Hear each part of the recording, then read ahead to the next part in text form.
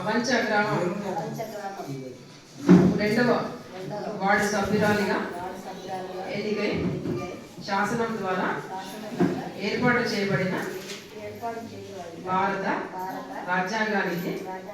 నిజమైన విధేయత కలిగి ఉంటానని భారతదేశ సార్వభౌమత్వం మరియు ఏకత్వాన్ని కాపాడుతానని తెలంగాణ పంచాయతీరాజ్ చట్టం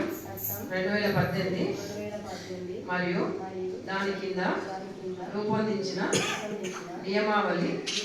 ప్రకారం నా విధులు మరియు బాధ్యతలను భయము పక్షపాతము లేకుండా నిష్ఠతో